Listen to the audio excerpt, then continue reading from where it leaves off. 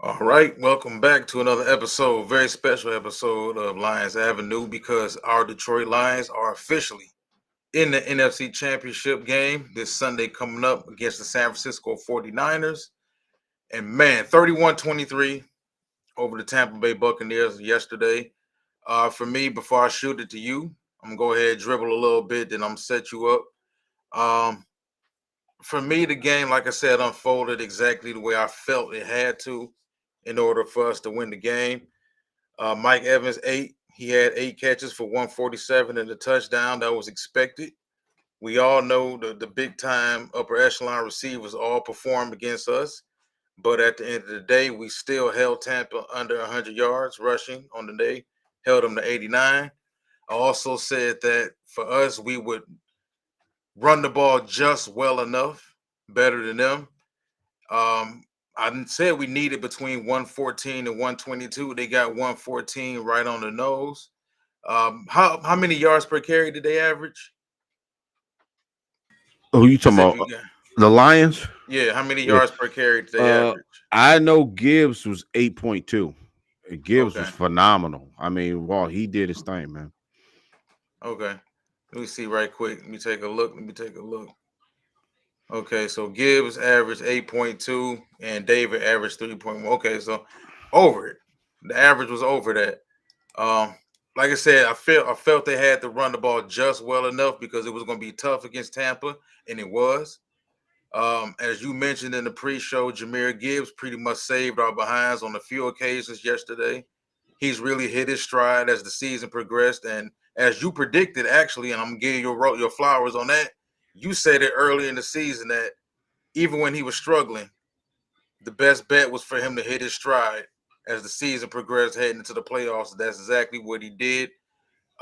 We didn't get much from Jameson at all. Jameson had a couple big catches.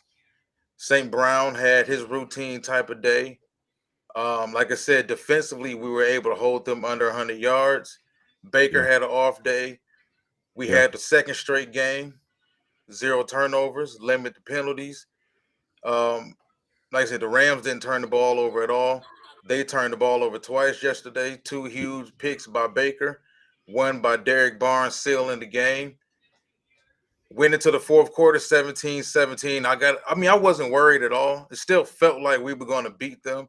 It's one of those weird feelings where I think as a Lions fan, we're not used to having that innate confidence in our team. yeah. I just felt like it was 17-17, but Tampa was going to find a way to tamper the game up and we was going to take it. Had a big fourth quarter, outscored them 14-6. They scored a little late touchdown, tried to drive. Even on that final drive, it just felt like Baker was going to throw one, and he did. So we Mhm. closed them out. For me, it was a hell of a performance. I felt like we started slow. I thought golf started kind of shaky. St. Brown had that drop early in the first quarter. We Yeah, was kind of struggling to get the running game going. But Tampa overall was really no threat. At the end of the day, we knew Mike Evans was going to eat. Mike Evans ate. They blitzed. We picked up the blitz pretty well yesterday. They got through a couple times. He was sacked twice. We got the Baker 4 times. So overall, it was weird because it felt like when we beat them back in week 6, it felt like we dominated, but it was only what 20-9 or 20-6, something like that. yeah, Yes. But it felt like we outdid them in all facets of the game back in week 6. And we did it again yesterday. It yeah. just so happened yesterday happened to be 31-23. So man, take over. Because I'm happy about this, bro. We in the NFC Championship. Yeah, I mean, you're right, man. I mean, despite of you know how the game went, or how dominant the performance is, I think you know we you can't get bougie when we win, man. We can't say, well, we didn't win by 15 or we didn't win by 30. It wasn't a real win. I think that's bull, man. You know what I'm saying? Beating the Saints, beating the Rams by 1 point last week. Winning this game, by a touchdown by 8 points. I mean, hey, the key word is advance, bro. You know what I'm saying? You advance in this league, man. It doesn't matter, how you do it. you live to fight another week. You know what I'm saying? I really like how this game transpired. You know what I'm saying? It pretty much went. I think we both kind of thought that they would pull away in the fourth quarter, and I kind of thought that too, because you knew Baker Mayfield was going to get too happy out there trying to, throw balls that, that's going to be, a jump ball for his guys. And let's be honest, I mean, Baker Mayfield 300 and what was it, 360 yards, something like that, 365. I mean, he actually, play well. I mean, he really did. I mean, it was just, other than, a tip ball that maybe not his fault. Chauncey Gardner got one in the first quarter. And then, him throwing the late pick to Barnes in the fourth quarter, to kind of ice the game. Like you said, and you kind of felt it was going to come that way. I was more on the edge of my seat last week against the Rams. I just didn't feel the Lions they were in any danger of losing the game yesterday at all. You know what I'm saying? Even the game was 10-10 for a while. Just because we did everything we wanted to do. I think offensively we controlled the game, and like the offensive line controlled the game. We had 4 scoring drives. I love this stuff. We had 4 scoring drives, Walt, for touchdowns. 3 of them were over 10 plays. Like this put in perspective. Second quarter, we go 14 plays, 75 yards, touchdown. Time of possession, we ate up damn near 7 minutes of clock time. Okay. Third quarter, 10 plays, 64 yards. We go up 17-10. We burn up 4 minutes, 23 seconds. Fourth quarter, Jahmyr Gibbs with the big run, those 31-yard touchdown that cut the drive short, but it was still a 75-yard drive for 2 minutes. And then the last drive to ice the game, beautiful pass to St. Brown in the red zone, 10 plays, 89 yards. It took up 6 minutes. So we took up 17 minutes of game time to score. You know what I mean? I think that's the recipe for a W for the Lions. And they've been doing it all year. You know what I'm saying? I think we'll get into the scouting report of the 49ers coming up this week before the game. But I think that's exactly how they're going to have to play against the 49ers. You know what I'm saying? Nothing special. You don't have to get cute.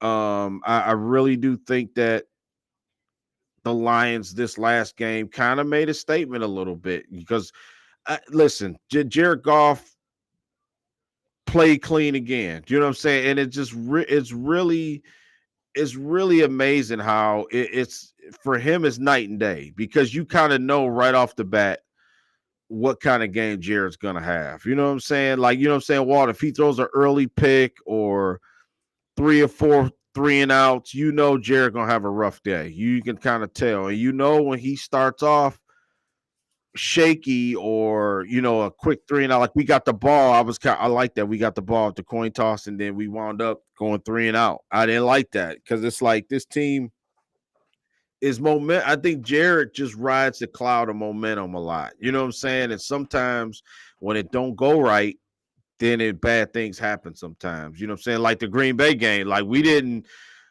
play bad per se right off the bat, but we couldn't get anything going. And I felt that this might happen against Tampa at first, you know what I'm saying? But once we got going, man, I thought it was the right move to keep, Jahmyr Gibbs in the flow of the game. Money Montgomery, we kind of sat him out this game and let Gibbs kind of take over. And it was the right move because we needed that speed. We needed the diversity. You can see, look, he mushed Winfield, bro. That was like, I mean, it wasn't a Derrick Henry stiff arm or nothing like that, dude. He mushed Antoine Winfield, dude, and it was like that. That was impressive. I really was. Jahmyr Gibbs is phenomenal, man. I think for everybody who questioned that pick, dude, he's more than made up for. He's worth every. I don't want to say every penny, but that 12th pick overall, I think is small potatoes according to what we're getting, man. Listen, running backs and then two people want to say, well, running backs only got 4 or 5 years. Name a position that ain't 4 or 5 years in NFL. You know what I'm saying? I mean, offensive tackle. Yeah, I mean, look. The lineman can play till they 36, Yeah. 37. A lot Look, of some D tackles too. right. And like Fletcher Cox, we took mention Fletcher Cox. Look, and then somebody mentioned Ragnar. Ragnar was phenomenal, man. I mean, you cannot just go away and not thank the big man enough, man. You know what I'm saying? Frank Ragnar's phenomenal. You know what I'm saying? Every you could tell he wanted to win the game. It's just something to be said for a team, for players that want to remember the culture of this team. Like you wouldn't have a guy like Frank Ragnar's position going out there for the Lions. You know what I'm saying? In the past, you know what I'm saying, with a bum toe, a bum ankle. In the past, we couldn't get a guy out there like that. You know what I'm saying? Now these guys realize what's at stake. They realize they playing for each other. And I just think that, when adversity hits, and that's the one thing Dan Campbell said, like in most of his post game press conference, locker room thing, and a lot of it is for the camera. I mean, obviously it's self-explanatory, it's for the camera, but yet and still it's being said. I think that Walt, you can't just help to realize like the change. I mean, I don't realize, Mhm. people don't give Dan Campbell enough credit, I think, because he's right. I mean, he got this team. Remember, might have been people probably complaining about pads and stuff and preseason. Remember, he told y'all. Remember, he said, trust me, if y'all in pads right now, it's gonna pay off after what, you know what I'm saying, during the season. He goes, I want to put you in situations where you're not going to be at a disadvantage. I think the Lions have been ready to play more times than not. You know what I'm saying? I think the one stink bomb game we had against the Ravens, you know what I'm saying? And that was, I mean, that's the only game you can point to and say, man, we were just, we shouldn't even belong on the field, the Ravens. But for the most part, this team's been always ready to play. You know what I'm saying? So I was really uh impressed how they closed that game out. You know what I'm saying? Yet Mike Evans have another big game. You know, like you said, people want to say, oh, well, another guy got big yard, but they lost. You know what I'm saying? They lost the game, man. You know what I mean? I don't fold too much. We know it's a big issue with number one, Cam. So we know that's an Yeah. issue. You know what I'm saying? That's a hell of an issue. But what are you gonna do right now? You got this is the team we got. You know what I'm saying? So we only can address that in the off season. So yeah, it's eyebrow. I mean, it was a couple plays while you can take it away and tell me what you think. Yeah, let's talk about Cam for a minute, because man, it was a couple plays where I'm like, dude, Mike Evans ain't he don't have hella speed like that. I mean, I don't know if Man, Cam Mike be Sutton. out there striding past people. Yeah, Y'all sleep on Mike easy, man. I don't know Mike be about out there running past people. Mike a phenomenal receiver, yeah, bro. he is. He got Like good body in this like control. it's Yeah, like he do. we knew that was gonna happen. I think we knew it was gonna happen. Cam ain't shutting him down. Any Dude. type of bracket coverage they was running wasn't shutting them down. They had the one cover three zone where your boy was running actually no, it was the cover one where Kirby was able to bait him to throw the ball over there. But even with that being said, Kirby was still like two steps behind. If Mhm. Baker would have threw a better ball, Mike would have caught that. Yeah. So I don't know, man. I think for this team, there's a certain level of comfortability they have now because they've been winning. And Mhm. winning breeds that they know how to win. They win in a Mhm. variety of different ways. They don't win by blowout too much, which in a way is kind of good because it keeps them sculpted and molded for playoff brand football. You don't see blowouts in playoff football too often. Yeah. But like I said, they look really comfortable right now. They look Yeah. Yeah. really comfortable. I think offensively, we talked about Josh Reynolds, and before the playoffs, week before the playoffs began, we discussed somebody had to step up, and if even if it wasn't one particular wide receiver, we needed multiple. We need a combination. We Yeah. needed a village in that situation. Um, Josh hasn't put up huge numbers. He's been great. Josh has made big plays. He's been great, You man. Josh know, Reynolds has been great. Yeah. Yeah. now outside of him, it's kind of scarce because it's like the St. Brown show and nobody else. Hmm. JMO will get a catch early or a couple catches early like normal, and then he'll just be blanked out for the next 3 quarters. I'm really not understanding that. Yeah. I don't understand where's the screens, where's the hitches, where's the end arounds, where's the quick slants. Where's the deep post every now and then just to keep the secondary honest? I'm not understanding why they don't incorporate this dude into the offense. Not Yeah, getting it. yeah, But they, like I said, they still doing it in a variety of ways. Laporta, he's out there playing his ass off right now. yeah. And like I said, that Dallas game, I think, really ticked them off. And they've been playing pretty much clean football ever since that Dallas game. They turned the ball over twice Hmm. and still should have beaten Dallas. Yeah, So if you look at it, they've been clean ever since Dallas. yeah, And yeah. they're on a roll right now. It's you and I have said this all season about this team. If you allow us to dictate the game the way we want to play it, Hmm. control the line of scrimmage, stop you from running the football while we rush for over 114 to 120. Also, if you got one big time receiver, no problem.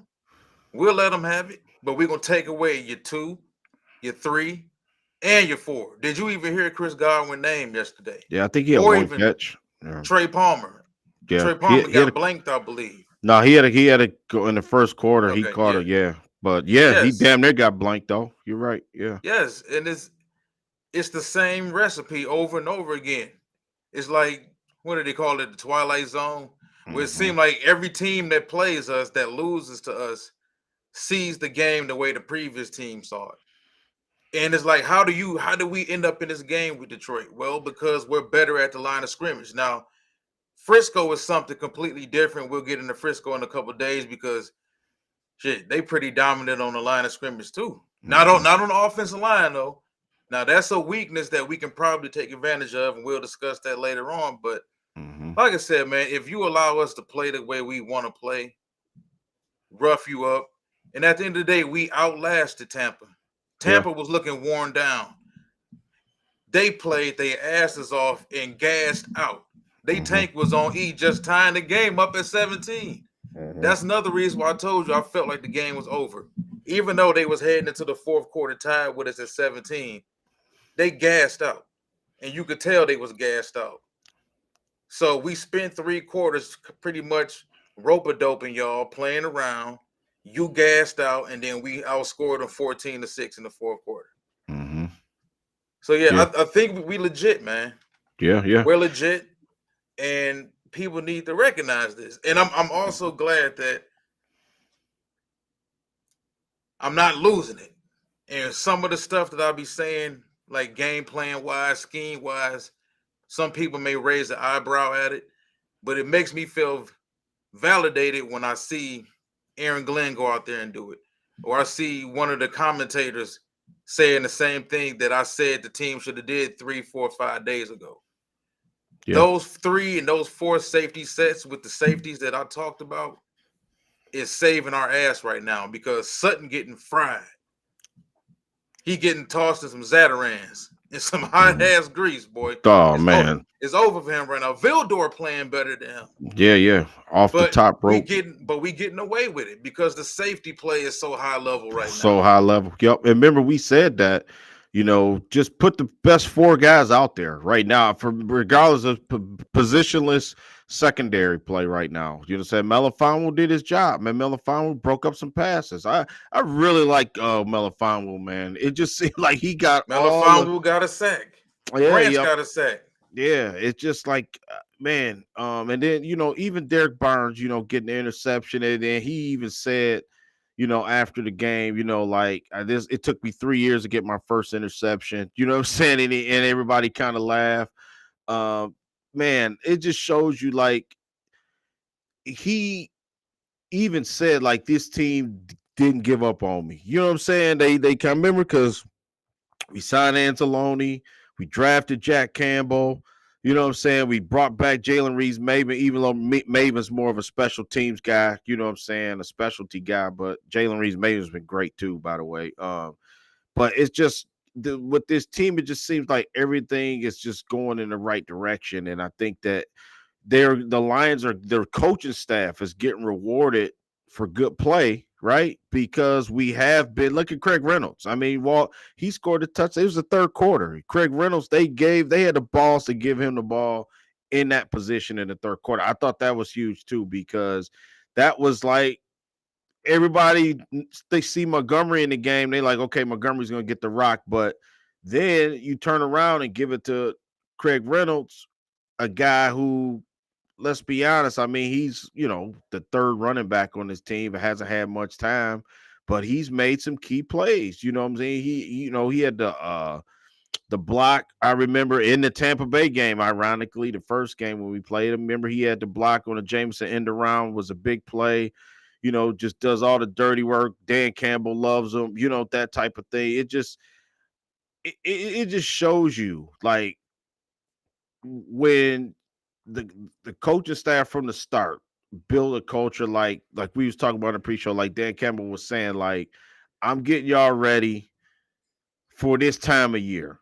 We putting these pads on 2 weeks early in training camp because I'm getting y'all ready for this game right now. We getting ready to play. You know what I'm saying? And I believe that they've been ready. They've been getting ready for this kind of game. And like you said, Wall, you hit the nail on the head just in your last segment where you're saying, uh, it's kind of good to play these tight games, I think, because I think that keeps you sharp, keep you like playoff mode, keep you like your head on the swivel. You know what I'm saying? We can't afford to be. Blowouts had you out there losing focus. I mean, everybody loves a good blowout from time to time, but when you got to constantly play on edge and manage the clock, and it is also, I think, great tutelage for Dan Campbell. Mhm. Because as a head coach, you don't understand how to control and manipulate those type of situations until you're in them. And if you're in them constantly throughout the season, granted, we wasn't out there demolishing teams like Frisco, and I think that's a big reason why a lot of people didn't believe in us. Oh, well, you and Frisco ended up with the same record, but Frisco did it prettier.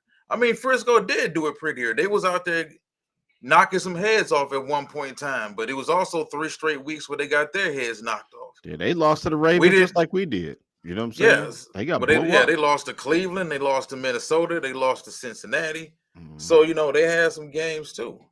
But I think more love needs to be thrown Dan Campbell's way because he was a guy that we brought the question up before the playoffs started. They were going to go as he went. This was his first playoff as a head coach. This was his team as a unit. This was their first playoff together.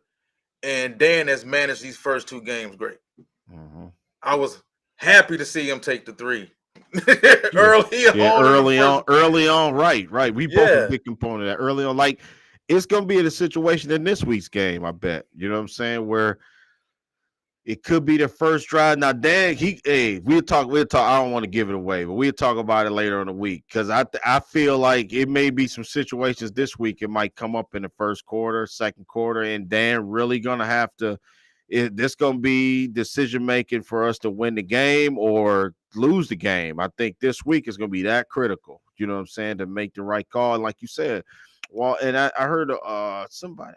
I don't know. I forgot what show I was listening to, and they was pretty much comparing Dan Campbell to Kyle Shanahan. And they said, listen, Kyle Shanahan is a guy who ain't rah-rah, right? He just called a play. I think it was Ryan Clark. Say he called a play, and it's like, okay, this is what we doing. This is what worked. You know what I'm saying? Brock Purdy executed to the T, okay? Because Kyle Shanahan is the tactician of the whole thing.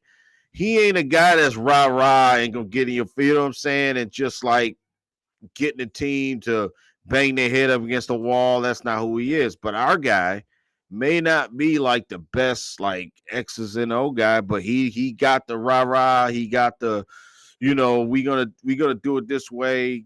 Just a master motivator.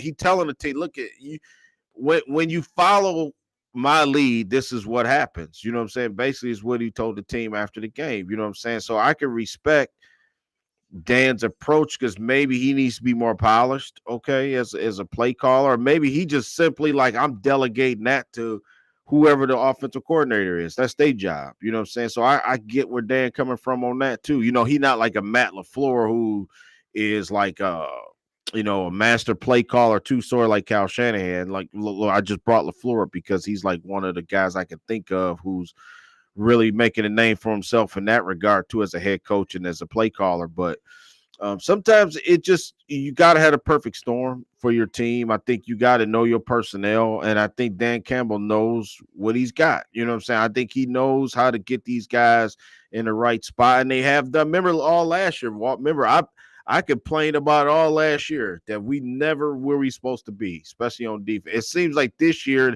they rectified that problem. I mean, obviously we got some guys that's not talented or first round picks or anything like that, but for the most part, they be where they supposed to be, man. And I think that's coaching. I really do. And I think moving forward, I think every Lions fan, I think everybody that followed this team like we do, I'd be shocked if it's a blowout this Sunday. You know what I'm saying? I just don't believe this team is gonna get blown out like that. You know what I'm saying? I don't. I may call me a slappy, call me whatever you want. It's just I believe that you know they found out some things about this team this year. You know what I'm saying? I think they found out some things about the quarterback. I think moving forward, I think Gibbs might be a little bit better than they thought. Like, man, maybe not. I won't say that. I would just say maybe he's a more of the game plan. He's a part of the game plan. Now, at first, I just think that he was like they was kind of putting him out there rogue and just letting him just do his thing based off God given talent. But now I think they running plays for Gibbs. You know what I'm saying? I think only thing Gibbs got to learn to maybe let his block set up, but he's so fast he outrun everything. You know what I'm saying? I think a lot of that's where you see him get tripped up because he's trying to beat it with his legs, and I get it. You know what I'm saying? But maybe a half a second slower. You know what I'm saying? Bam, that he can pop one. That's what I believe. But moving forward, I mean, looking at this game as a whole, people talking about the timeout too with Todd Bowles at the end of that game, and he had like 40 seconds left, and he let the clock run out. I didn't kind of understand that, but hey, I ain't never gonna say nothing if the other team coach make a mistake, that's on them. You know what I'm saying? That's how I feel about it. I take the win, man. I don't care. You know what I'm saying? How we get it, just get it. You know what I'm saying? And I think Walt, another guy, you brought up Josh Reynolds. I think Josh Reynolds has been huge, man.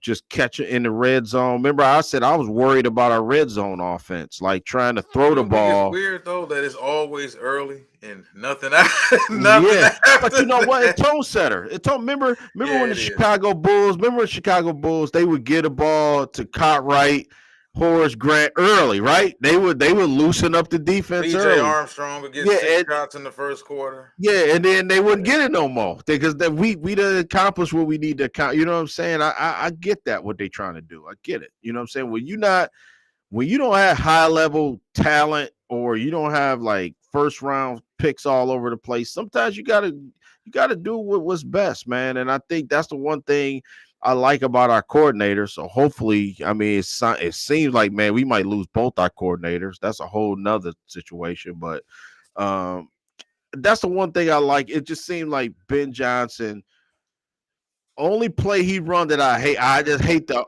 turnaround. You got yeah, Steve Kerr. I hate when you got Gibbs in the backfield. You just turn around and hand the ball off to. I think that's the stupidest play ever. But um, I just think they know what they have, and I just think that they don't make too many mistakes, man. Like calling the right play. Aaron Glenn been balling out there. Aaron Glenn been playing.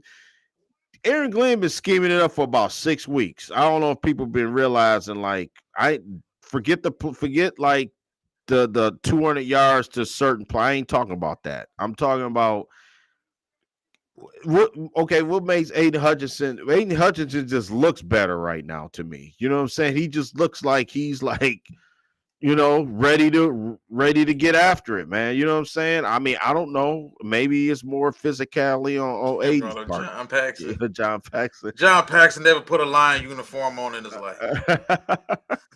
Yeah. Yeah, you know what I'm saying? But yeah, well, I mean, I was kind of worried in the game. Only thing I was kind of like that could give us a problem was Rashad White. I thought Rashad White would be a guy that really he big and strong enough offensively, running the ball, catching the ball. I thought that he would be a guy that could, you know what I'm saying, cause some problems.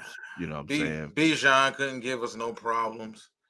Uh, Javante Williams in Denver couldn't give us no problems. Kamara and them, New Orleans couldn't give us no Yeah, problems. Jerry Jake, Eckler Jake, couldn't give us no problems. yeah, Nah, Jacobs for the Raiders. Yeah, remember they yeah, bottled him up too. Yeah, yeah. yeah, you're So right about that. And then that's funny. I mean, I know we ain't talking about the Niners tonight, but that's a good parallel right there because Christian McCaffrey, the best receiver, best running back in the league, bro. You know what I'm saying? And if we stop him, we win the game. Period. That's how I look at it. So, I already know what's about to happen. Well, not necessarily what's about to happen. I already know exactly what Shanahan gonna do to us. What he gonna try to do to us with him.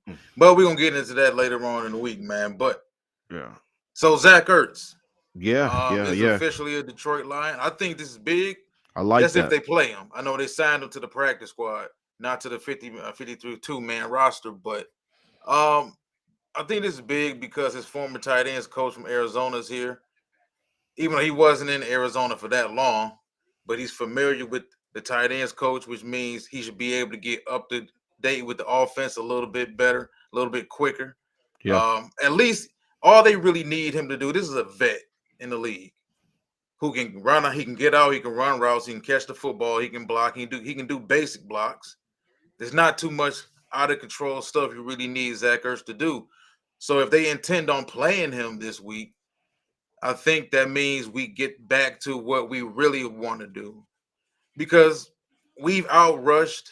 Um, who was it in the first round? We outrushed the Rams. Wasn't great. hmm You yeah, know, we outrushed these boys yesterday. Tampa wasn't great, but I think a lot of it has to do with the fact that James ain't there either, yeah. and James Mitchell James not Mitchell. being there, it Yep. takes away from a lot of the 12-man personnel, the 13-man personnel. hmm Now with Zach Ertz being there, but now you said, well, Brock Wright got the broken forearm. Yeah, man. My guy, So, Brock Wright.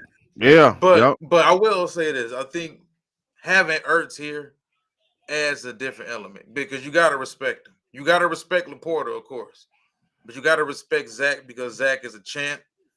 Zach hmm was out there producing a little bit with Arizona last year, as much you can expect for a tight end his Yeah. age. Yeah. And just the know-how and the savviness. He's been there before. He can help that tight end room out. He can help the offense out. He can help Jared Goff out with a lot. And he gives him an extra dependable target, I believe. hmm So they Yeah. got something up their sleeve because they were rumored to maybe be thinking about signing him prior to the playoffs. So I think they got something up their sleeve for San Francisco. But hmm what are your initial thoughts on Zach Ertz coming here?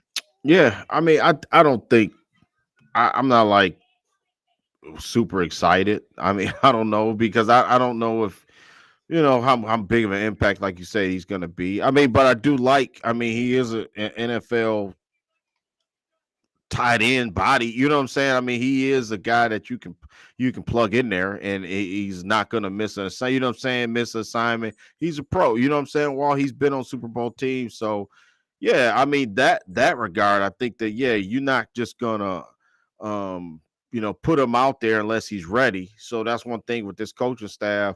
They say, hey, we signed him to the practice squad. Maybe by the end of the week, he elevated to tight end. You know what I'm saying? So I'm cool with that. You know what I'm saying? Brock Wright is a loss because he does help in blocking. You know what I'm saying? I think they may go with Jason Kabinda. Obviously, he's been back the last couple games. Is a tremendous blocker, so I think they won't lose much there. I think Jameer Gibbs did a good job picking up the block. Craig Reynolds can pick up the block, so I think they'll be fine in that regard. You know what I'm saying? Having an extra blocker back there to help out pass protect. But when Zach Ertz maybe down the goal line, it don't take much for him. He knows how to get open, shake loose, shake a block, and get open down the goal line. I think we gonna need it. Well, oh man, every position is gonna be magnified now. Championship game, and then Lord forbid we make it to the Super Bowl. I mean, we Man, can't listen. we I can't. think we all right. I Yeah, think we all right, man. Panay Sewell playing the best football of his life. And the yeah, boy yeah. ain't even 23 yet. So, he got a big matchup against Bosa. hmm He gonna see a lot of Bosa, even though they do move Bosa around a decent amount. But Yeah. I think for people who looked at the draft pick of Panay Sewell 2 years ago, 3 years ago, as kind of like, hey, you took a big fella when you got Jamar Chase on the board and some of these other guys, Garrett Wilson. You got a lot of talented players, Patrick Surtain still on the board, J.C. Horn, and you took offensive lineman. It's not the sexy pick. And fans always they don't want an offensive lineman until the offensive line looks terrible. And Mhm. then when the draft comes, they always see some bright, shiny, sexy offensive weapon, whether it's a wide receiver or a running back or a quarterback, and decide they want that. Yeah, So yeah. I agree. Totally agree. Like I said, this game, you could just tell that the game with Tampa, still speaking on this game, but you could just tell like we was gonna overpower. I just knew that the run game is what we can hang our hat on, Walt. And I think that that's something that championship teams do that, man. You know what I'm saying? They know they could run the ball. We know we can run the ball and wear you down. You know what I'm saying? Now we losing, stick to our identity. yeah, we We stick don't to it. play outside ourselves. Yeah, that's why we have very few 45-10 wins because we stick to it, and the score may be, like it was Sunday, 31-23, but I think it wasn't even that close. I mean, they got a late touchdown at the end, made it 31-23, but it was around 31-17. That's kind of what we said. I said double digit win, against Tampa. And hats off to them. Like you say, you mentioned St. Brown didn't catch one. I seen him. And now St. Brown catch everything, right? Now he alligator arm one ball because Tryon was right there getting ready to clean his clock, man. You know what I'm saying? Yeah. And Tryon, a nice player. I like Kalijah Cansey, like Carlton Davis. I like Jamil Dean. I mean, Antoine Winfield is a good safety, man. And the Lions, they beat a good team. I'm gonna tell you that right now. You know what I'm saying? Say what you want about Tampa. They was 9-8. They did win a division, and they had a damn good defense. You know what I mean? And the Lions took care of business, man, and beat them as they should on their home field. You know what I mean? So moving forward, well, two playoff wins under our belt. You know what I'm saying? Jared Goff, has been playing good football. You got to give him credit. You know what I'm saying? At least I will. You know what I'm saying? I think he has been, lights out the last two games. And I think that's been the difference. I think that as he goes, this team goes, can go further. I think that sometimes we can win in spite of him sometimes, you know what I mean? That type of thing, if you want to say that. But I give Goff credit, man. And going to this next game, I think the biggest motivation for him, if I was him, I'd feel kind of disrespected. I mean, you picking Brock Purdy over me. You know what I'm saying? And they don't believe that I'm good enough to play up to Brock Purdy standards. You know what I'm saying? Which to me, that's pissing me off. And I ain't even a quarterback for the Lions. You know what I'm saying? And it's like, dude, I get it. The 49ers are better. They have been better the last 4 or 5 years, so they getting the benefit of the doubt. Man, But listen, they finished 12-5 just like we finished 12-5 in the regular season. yeah, and then too, look at this, Walt. They do this to me, and I think I made a video about this already. I just think that this feels like Garoppolo and the Niners to me. It does. I just feel I give credit to Ryan Clark, man. Ryan Clark is incredible, man. He was hit the nail on the head today. He was like, dude, y'all can say what y'all want, but when the pressure situation is on, I want to see when the Super Bowl's on the line this week. So I mean I trust Goff more than I do Brock Purdy. I'm gonna just tell y'all right flat out. I know I'm gonna get killed for saying it, but I think we got the better quarterback, man, coming into this game. You know what I'm saying? That's what I believe. I believe if our guy could play clean the way he's played the next two games, Lions got a fourth quarter, we got a chance because we can run the ball, and that's basically going to be the deciding factor of the game. I can see a close game. I can see nip and tuck the whole game, and fourth quarter is money. It's winning time. I always say it's winning time, and we're gonna see which quarterback gonna make some plays and win the game. You know what I'm saying? That type of thing. But get back to Tampa. I mean, I'm kind of happy for Todd Bowles too because it just seems like he always get the short end of the stick. You know, they give him the job when the team is shitty and they not. You know what I'm saying? It seems like every stop he's been, he hasn't really had a good team. You know what I mean? The coach. So I'm glad they won the division this year. And moving forward, I think Baker Mayfield might have found a home, man. You know what I mean? You never know, who becomes available in the NFL offseason, but it's gonna be a lot of changes. I mean, win or lose with the Lions, I think Detroit's gonna be a destination now where people come, as a free agent and come and want to play here and want, it just the Lions have opened up so many new things for their franchise. I mean, you got man, Golden Tate making tweets, you know what I'm saying? Well, it's X now, but tweets about how he happy for the Make it Lions. excellent. Yeah, it's X now. Darius Slay, Snacks Harrison. It just Yeah. been guys just been pouring out saying, look, man, you know what I'm saying? I played there, but I'm happy for these guys, you know what I'm saying? Because they, has for the most Man, part, you don't never really hear about a Lions player being even Dominican Sue even kind of made I think people respect it because it's different. We not the New England Patriots. We not the Rams from a couple years ago. We not the Pittsburgh Steelers historically. We not the Ravens. We not the 49ers. This team is something that not only us here in Detroit, Michigan are seeing, but nationally. Like people are watching this team grow up right in front of their eyes. Now, of course, Chauncey Gardner's a vet in the league. He's out there making plays. Afiatu Melifonwu, he's becoming a budding star right in front of people's eyes right now. He's becoming a household name. Yeah. This is how in the playoffs, this is how you get your money, and this is how you become somebody. Kirby Joseph. Of course, Aiden Hutchinson. He's playing out of his mind right now. Jahmyr Gibbs, Amara St. Brown, Sam Laporta. Like these are all young dudes. Yeah. Playing very well right now. Yeah. And starting to come into own. Brian Branch. He was great Sunday, man. And we've been saying all season we need 4 more playmakers. We need 4 more playmakers. What if those 4 more playmakers are already on the team right now? And we just gotta let them grow. Yeah. Like let's be honest about it. Like people don't want to hear that. Fans always because I love the draft more than anybody. And as fans, we always start looking forward to the draft as far as replacing somebody. Well, this guy he didn't knock my socks off as a rookie. Where's the next guy? Who's the highest rated safety? Who's the highest rated edge rusher? We quickly look to replace these dudes. But I think this regime has earned the respect for us to sit back and say, you know what? Allow them to groom these players. Afiatu Melifonwu was taking, 3 years? Yeah, 3 years. For him to come into his own. Yep. Kirby Joseph didn't do it immediately. Well, he had a couple big games against Aaron Rodgers, but it's Jahmyr Gibbs. Early on in the season, people were calling him a bust after 3 games. Aiden Hutchinson was a bust after 2 games.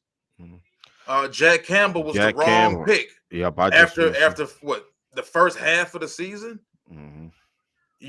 But this regime has proven that they know how to draft and they know how to groom and grow these players. Yeah. Branch is only going to get better.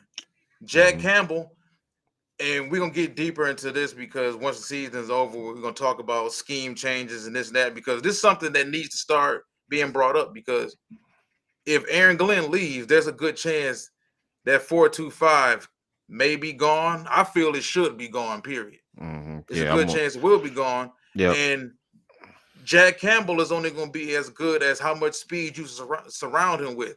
To me, he's perfect for either the 3-4 middle or he can be the middle in the 4-3. If you surround him with edge rushers that can make plays and he can just contain that box, because he's already solid in coverage. We don't need him to be a blitzer. Yeah, good We tackler. just need him to play his role and run the defense and be the Mike. That's it. And, we have some guys who could potentially turn into it. Now, cornerback is different. Yeah. Cornerback, we need help. Corners. We need help, bro. Yeah. We need help big time. And listen, I think Ken even said it. about Tracy Walker. I was talking to a young man today. We was talking about the depth on this team, man. And who would have thought, you know what I'm saying, like Tracy Walker is like the guy that's not even playing. You know what I'm saying? Malcolm Rodriguez relegated to special team. It shows you He was that the final leftover you know we from the got both. last regime. We got depth. I mean, like Will Harris, hey, it damn near been like since week 3 or 4 hasn't been out there, you know, just special team, you know. So what I'm saying is it just shows you the development of players. I think Broderick Martin pretty much is like the only guy. I think we talked to yesterday. We was talking on the phone, and he's literally the only guy that's been like limited this year. You know what I'm saying? Right. Even Kobe Sorstall started a couple games for us in spot duty. You know, so yeah, I mean, obviously, you know, the key to for the Lions to continue to be good is the key continue to have Brad Holmes draft the way he's been drafting. You know what I'm saying? I think that that's um, the main reason that the Lions are good too, because we've actually chosen, like you said, this year, last year, we hit on some draft picks, man. You know what I'm saying? We hit.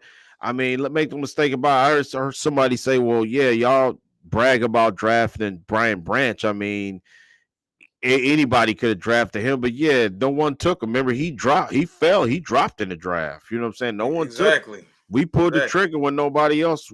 Everybody passed on him. So yeah, I give uh Brad Holmes credit. He could have said like all the other GMs say, you know what, I'm gonna pass on Brian Branch. Ain't nobody took him yet. I'm gonna pass on him too. You know what I mean? You had to have balls to take that kid at that time. You know, I believe. You know, because you wonder why he's still there. You know what I mean? You get a second round pick, and you know, Well, I think they third. know. They knew it was the poor 40 or whatnot, but when you turned on the film, it was obvious that Brian Branch was a phenomenal football player. And Yeah. he got better throughout the season. The more they started to use him in the same form that Nick Saban used him in Alabama. Mm-hmm. He's a Yeah. hell of a player, man. He can blitz, he can cover, he can play in the box. He's strong enough and tough enough to play in the box. Now he's still small. I wouldn't Mm-hmm. necessarily want to keep him in the box like that, but he's a Yeah. Swiss Army knife. He can do a lot for you. And for a team that struggles at corner, it helps out tremendously when you got three safeties out there. I don't really count Joseph in that matter, but because he's more of the deep center field guy. But Mm-hmm. you Yeah. got Melifonwu, you got not Tracy Walker, but you got Melifonwu, you got Chauncey Chauncey Gardner. Gardner, and you got Branch. Three guys who can all blitz, three guys who can all play the nickel, three guys who all in a pinch can line up on the perimeter and cover the X and cover the Z. Um, this is a very, very solidly constructed secondary that just is missing a corner or two, Mm-hmm. and they should be just fine. Yeah, and I think that the Bucks couldn't counter because I don't you know, no one else got involved in the game other than Mike Evans. You know what I'm saying? Mike Evans and Rashard White was like that's all they got. Godwin caught one That's all pass. that ever happens. Your Yeah, receiver gets involved. Don't no nobody else get involved. yeah, yep. And then That's this all it week, is. 49ers pose a I mean, to me, to beat the Lions, you gotta have elite outside, outside, you gotta have guys on the outside that could elite receivers. And I'm looking at the three teams that's left in this whole thing: Baltimore, Kansas City, San Fran. And I'm man, it's just me. Tell me if I'm wrong, y'all. Who all even watching at this point? I don't see any guys on any of those three teams that poses a threat for the receiver position. I mean, Debo Samuel, he's good, but The I Brandon Ayuk, he get broke up. I think Ayuk is a guy I worry about. Jawan Jennings is kind of like their intermediate, like their Josh Reynolds type guy. You know George what I'm saying? Kittle, George Kittle may cause a problem. You know what I'm saying? I'm looking at the other team. We they play got more case. weapons than a typical team that we beat. But it's funny though because Frisco beat everybody else in the NFC this year except us. But they didn't play us, of course. But they beat Dallas, they beat Philadelphia, they beat Tampa, Yeah, they beat the Rams, of course. yeah, Yeah, so yeah. I they mean, they yeah, beat Green Bay too. yeah. It just man, the high level. You gonna have to be like if you look at somebody. I think Roy mentioned Zay Flowers. He's right. You know, and Tristan too. Yeah, and you're right about that. That's the one guy, but he a high level receiver though. You know what I'm saying? Jordan Addison. You know, for Vike is Zay phenomenal. Flowers a kid though. Yeah, and it's just that's what I'm getting at is I just don't see a lot of like you don't see a Jamar Chase on the other side. You don't see like even a Steph. I give Stephon Diggs some credit. You know he been in the league. No, you don't see a guy that could really hurt you. And I think that's the Lions that's playing in our wheelhouse, man. You know what I'm saying? Because now we can do some other things. But like I say, Brandon Ayuk, a guy you got to watch. I mean, of course, you know what I'm saying for this next game coming up. So I mean, Walt, before we put a bow on this show, do you just? I mean, what is your expectations moving forward? I mean, should we just be happy? I have talking to somebody today. They said, "Well, I'm just happy just to be here." You know what I'm saying? And whatever happens, happens.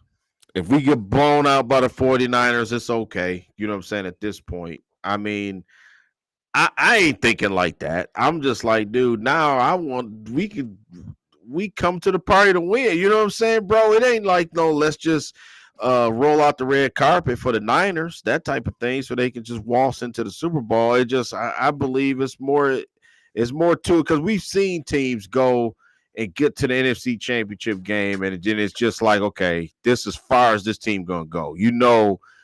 And Skip Bayless, I think even one of the listeners even said Skip Bayless kind of said that too. He was like Detroit playing to they won this game just to get blown out by the Niners. You know what I'm saying? Basically, is what he said. You know what I'm saying? So what my question to you is, do you think like should we just be happy and say let's just take our 2 wins and get ready for next year, or do you think it's some Man, when you substance to it? You know?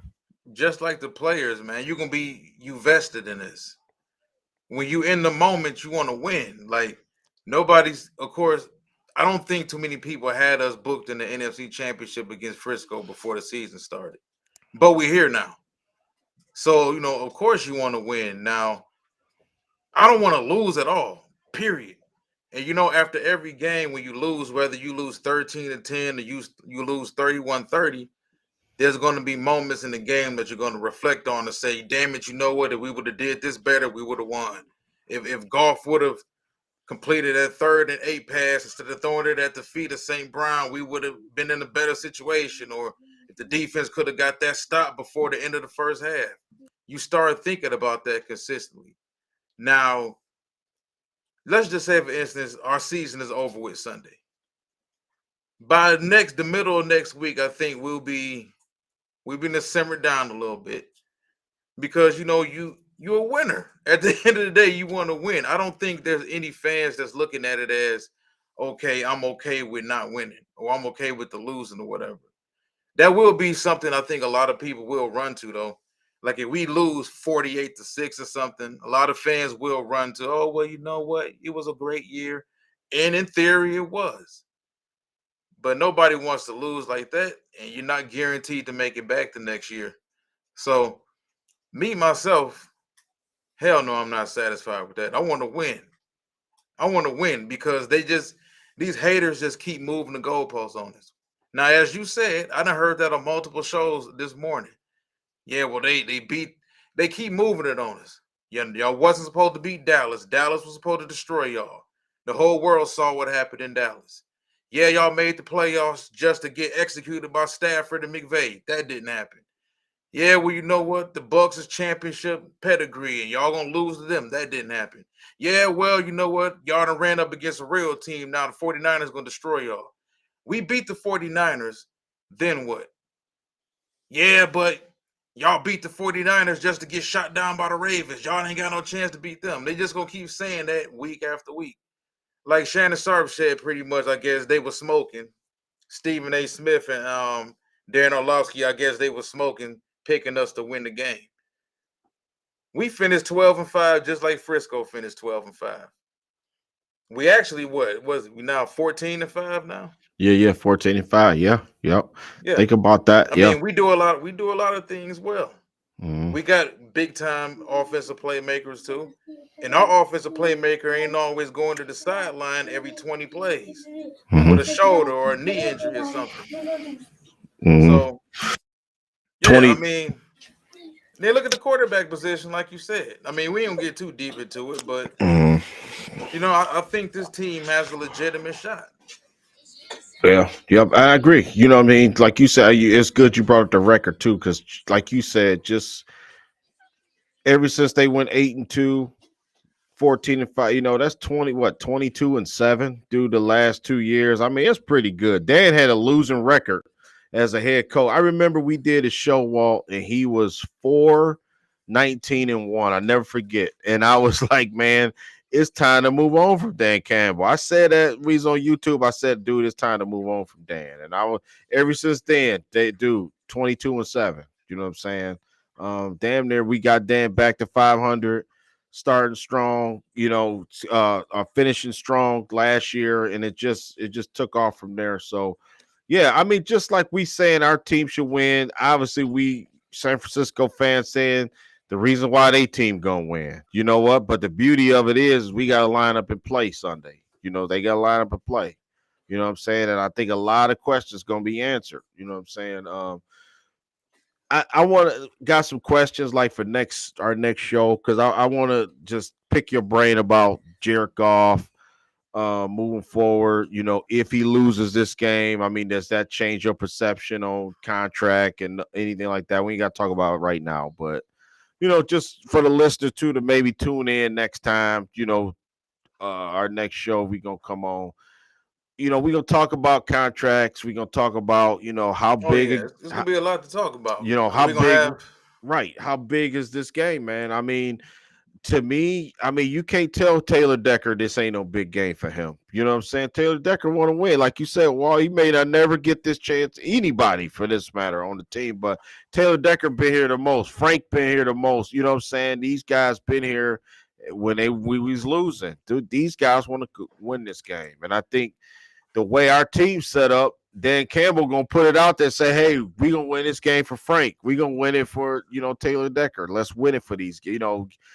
And it's for me, you got to keep trying to uh Dan Campbell to do things to keep the rah rah speech going, and that's what he's been a master motivator with these guys, and like finding the right things to say every game. You know what I'm saying? So I mean, what can he possibly say to these guys, man, to get these guys up for it? I mean, obviously, if you, like you say, you want to win, you want to be the best. I get that. You know what I'm saying? Of course, if I'm a player, and we've always said this, like even when the Lions was losing, like you still going out there playing for yourself too. Your tape, you know what I'm saying, your reputation, player, people that know you, you know what I'm saying. So you playing for yourself, your family, that's number one. But when you start to say, you know, you want to play for the next guy, or like saying I want to have a good show every time because I know I got you on the other side. You know what I'm saying? So you want to do good for the obviously the person that's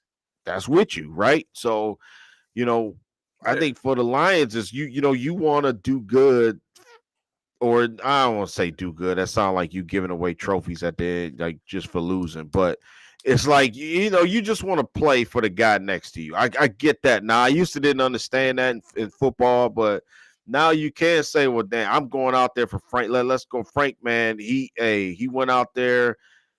Had his ankle messed up, toe been messed up for 2 years. Frank been balling, ain't never complained one time. You know what I'm saying? We gonna go out there for Frank. We gonna win this game. Damn it. You know what I'm saying? That type of thing. So it might be just rah rah or whatever to it, but it goes a long way. To you can't motivate these guys with money. I mean, half of them they millionaires. So you know what I'm saying? That Man, this ain't is that football though. I think right. if you're not motivated to play in the conference championship, you're not a football player.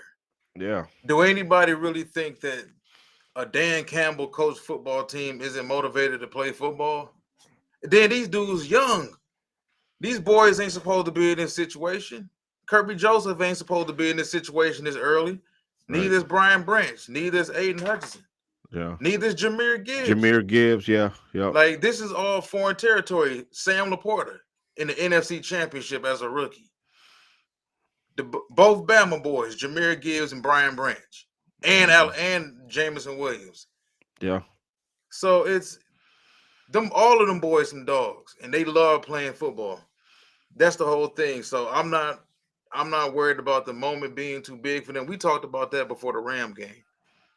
A team that wins and looks so comfortable on the road as much as they do, I'm not worried about the moment being too big for them. As young as this team is, they're gonna show up to play. I don't expect no Baltimore Raven type blowout. I don't expect a poor performance. Like I said, we're gonna get deeper into it, but like I said, if Frisco wins, Frisco gonna earn it. That's for Yeah, damn sure. They're gonna yeah, earn it because we're gonna find a way to take away something you want to do. Whether it's taking away Christian McCaffrey, but and we've managed to take away everybody's running game by default. Do we decide to, hey, look, focus on Ayuk because he's the guy that's more dangerous at all three levels moving downfield? yeah, That ain't really what Debo game is.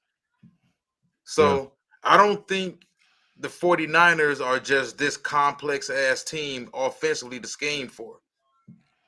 They got some simple players that if you maneuver the players, you maneuver your scheme right, and you put together the right coverages, you can stop them. I think Yeah. the big catalyst for Frisco is when McCaffrey get going. That Well, opens everything else up yeah, for them. he able to go downhill And on you. Kittle. Like Hmm. once Kittle start eating, it's a wrap. So Hmm. like I said, they got multiple weapons, but they got to shut somebody down. Multiple people, I think.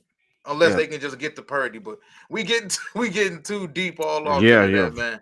yeah. We gonna But talk about their defense, they secondary. I got some questions I want to ask you about Frisco's secondary, and I think it's just like us. I think it's some questions I want to ask you about them next time. So, for sure. All right, man. I want to thank everybody for being with us for 1 hour, 1 minute, and 44 seconds. We are out. NFC Championship. We will be back this weekend. Well, actually, no, we'll be back before this, the beginning of the weekend, to scout the San Francisco 49ers. What do they do well? What do they not do so well? What kind of schemes they run? How can we take advantage? We'll get into the injury reports, all that good stuff, specifically for the 49ers. Until next time, one pride.